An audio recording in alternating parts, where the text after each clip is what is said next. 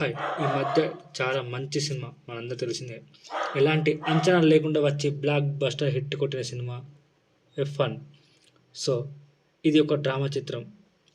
1970లలో ఇద్దరు గొప్ప ఎఫ్1 డ్రైవర్లు జేమ్స్ హంట్ మరియు నికీ లాడా మధ్య ఉన్న తీవ్రమైన మరియు ప్రసిద్ధమైన పోటీని చూపిస్తుంది.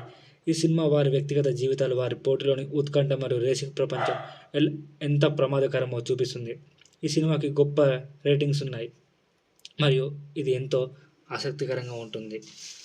సో, సెన్మా ఇది బ్రెజిలియన్ రేసింగ్ లెజెండ్ ఐర్టన్ సెన్మా జీవితంపై తీసిన ఒక డాక్యుమెంటరీ. ఇది సినిమా కంటే ఎక్కువ అతని జీవితాన్ని, అతని రేసింగ్ కెరీర్‌ను మరియు అతని విషాదకరమైన మరణాన్ని చూపించే ఒక భావోద్వేగపూరిత ప్రయాణం. కానీ ఈ సినిమాలో ఎలాంటి చావు ఉండదు. ఈ డాక్యుమెంటరీ ఎఫ్1 చరిత్రలో అత్యుత్తమమైన వాటిలో ఒకటిగా పరిగణించబడుతుంది. బ్రాడ్ పిట్ నటించిన ఈ సినిమా ఇటీవల విడుదలైంది. దీనిలో బ్రాడ్ పిట్ ఒక రిటైర్డ్ ఎఫ్1 డ్రైవర్‌గా తిరిగి రేసింగ్‌లో ప్రపంచంలోకి వస్తాడు. ఈ సినిమా నిజమైన ఎఫ్1 రేసింగ్‌ల సమయంలో చిత్రీకరించబడింది, కానీ ఇందులో రేసింగ్ సన్నివేశాలు చాలా వాస్తవికంగా ఉంటాయి. ఈ సినిమాకి మంచి స్పందన వచ్చింది. మీరు ఎఫ్1 రేసింగ్‌ని ఇష్టపడేవారికి తప్పకుండా చూడాలి. So, 'drive to survive formula'. So, ఇది ఒక డాక్యుమెంటరీ సిరీస్ నెట్‌ఫ్లిక్స్‌లో అందుబాటులో ఉంది. ఇది ఎఫ్1 సీజన్‌లోని తెర వెనుక జరిగే డ్రామా, కానీ ఇది సినిమాగా రిలీజ్ అయింది. టీంల మధ్య ఉన్న పోటీ మరియు డ్రైవర్ల జీవితాలను ఈ సినిమా చూపిస్తుంది. మీరు ఎఫ్1 గురించి లోతుగా తెలుసుకోవాలంటే ఇది ఒక అద్భుతమైన సినిమా అని చెప్పాలి. సో, తప్పకుండా మీకు నచ్చుతుంది. సో, ఈ మధ్య రిలీజ్ అయిన ఎక్కడ బోర్ కొట్టకుండా ఉండే cinema 'JSK Janaki was state of Kerala'. ఇది ఒక మలయాళ కోర్ట్ రూమ్ డ్రామా థ్రిల్లర్ చిత్రం. ఇందులో సురేష్ గోపి మరియు అనుపమ పరమేశ్వరన్ ప్రధాన పాత్రలుగా పోషించారు. సినిమా కథాంశం ఒక లైంగిక దాడికి గురైన మహిళ న్యాయం కోసం పోరాడటం చుట్టూ తిరుగుతుంది. ఈ సినిమా తెలుగు వర్షన్ ఇటీవల విడుదలైంది.